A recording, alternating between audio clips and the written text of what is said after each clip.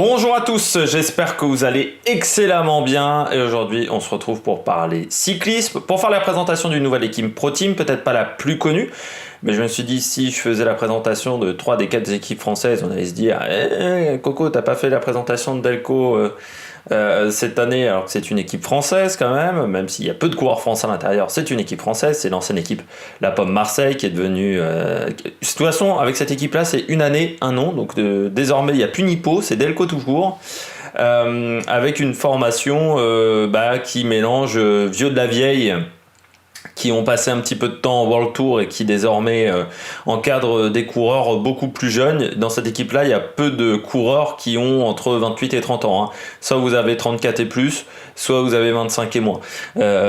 Donc c'est assez particulier comme formation, mais il y a quelques coureurs intéressants. Je pense pas qu'on va faire 10 minutes sur cette équipe, mais on va quand même essayer de faire 5-6 minutes dessus parce que c'est intéressant de s'intéresser. C'est intéressant de faire un focus sur cette formation. Je commence par vous parler de la saison 2020 de cette formation. Alors formation qui n'a pas fait de grand tour, qui n'a pas fait de course World Tour. C'est une équipe qui est certes en deuxième division, mais qui ne demande quasiment jamais les invitations sur les courses World Tour. C'est extrêmement rare de les voir sur des grandes courses, Nippo, Delco, One Provence. On les a vus quand même sur le Tour de Limousin avec la belle victoire d'Alessandro Fedeli. Il y a eu des bons résultats également sur le Tour du Rwanda, sur la Tropicale Amissa Bongo. Edouard Michael Grossou qui a également été très présent sur le Tour de Roumanie. Bon voilà, c'est une équipe qui n'est pas forcément le plus gros palmarès de la saison 2020, mais ils ont fait une saison 2020 honnête. Je regardais par rapport à leurs statistiques précédentes, par rapport aux saisons d'avant, c'est quasiment l'une de leurs meilleures saisons avec 9 victoires. L'année dernière, ils avaient fait 12 victoires, mais voilà, c'est à peu près similaire. Donc c'est intéressant de voir ça, parce qu'il y a eu moins de courses cette année, donc réussir à faire des saisons à peu près similaires, c'est pas facile. Alors du côté de cette équipe Nippo Delco pour 2021, on a des transferts, des belles arrivées, des départs également assez importants. On va commencer par les départs. Navarroscas qui prend sa retraite, coureur qui a fait de nombreuses années chez Delco avec Siskeviscius. On a 4 coureurs qui rejoignent EF Education Nippo, parce que le sponsor Nippo est parti avec EF Education Nippo. C'est Julien Alfares, Beppu, également Hideto Nakane et Simon Kerr, qui est un très bon coureur. Rémi Rochas, lui, est parti du côté de la Cofidis. Ricardo Minali est allé chez Intermarché Vantigobert. Et puis Romain Cobo qui rejoint Romain Bardet chez l'équipe des SM, qui est la nouvelle appellation de l'équipe Sunweb. Du côté des arrivées, on a Edouard Prades, quand même le coureur de la Movistar, qui va certainement vouloir avoir un rôle de leader dans cette formation l'espagnol, ce qu'il n'avait pas du côté de la Movistar, parce qu'il n'est pas forcément le meilleur grimpeur du monde, qu'il n'est pas forcément le meilleur puncher du monde, mais c'est un coureur intéressant. Et je pense que dans les échappées, il pourrait faire des merveilles. Et puis pour des courses peut-être un peu moins importantes, pour tenter d'aller jouer le général. On a August Johnson qui vient de l'équipe rivale Securitas.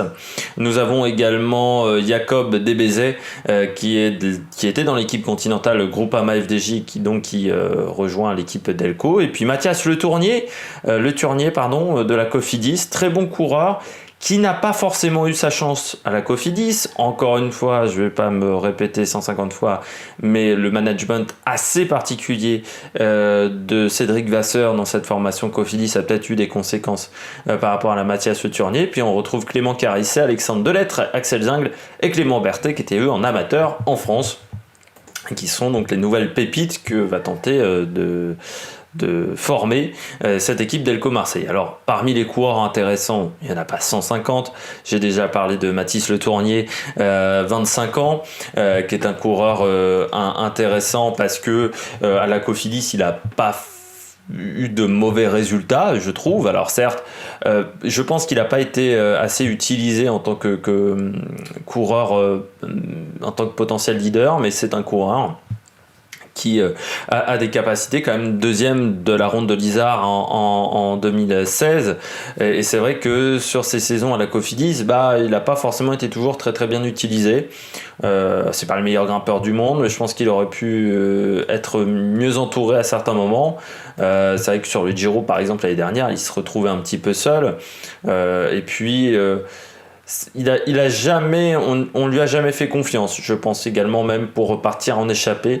Donc c'est un petit peu triste d'être obligé de quitter une formation comme la Cofidis, mais il aura l'envie de se relancer. Alors parmi les coureurs intéressants, je vais pas passer 150 minutes dessus, il y a Pierre Barbier qui est un bon sprinter, qui je pense manque encore un petit peu de caisse. Pierre Barbier, c'est-à-dire que sur les grandes courses, il a parfois du mal à rester même dans le peloton, donc on verra ce que ça donnera dans cette année 2021 pour Pierre Barbier, mais voilà, il doit prendre de la caisse.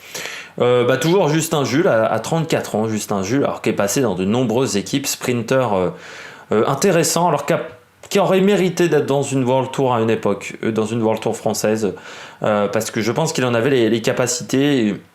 Il a peut-être fait des mauvais choix à un moment dans sa carrière, d'aller dans des équipes un petit peu exotiques, parce qu'il avait la capacité de faire mieux.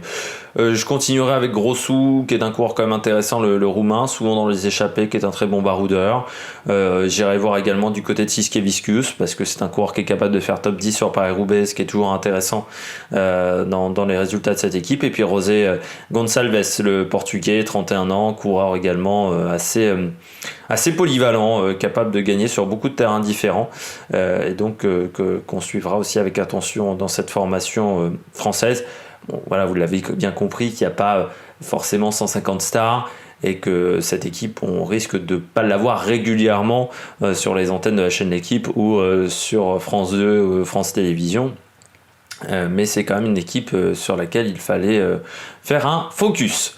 J'espère que vous avez aimé cette vidéo. Si vous avez aimé cette vidéo, n'hésitez pas à réagir dans les commentaires, n'hésitez pas à vous abonner à la chaîne, n'hésitez pas à mettre un pouce bleu, n'hésitez pas à me dire si vous êtes quand même un grand spécialiste de cyclisme, quel coureur vous allez suivre dans cette formation en 2021. Et puis nous, on se retrouve pour de nouvelles aventures sur l'Amérique Production. Ciao ciao.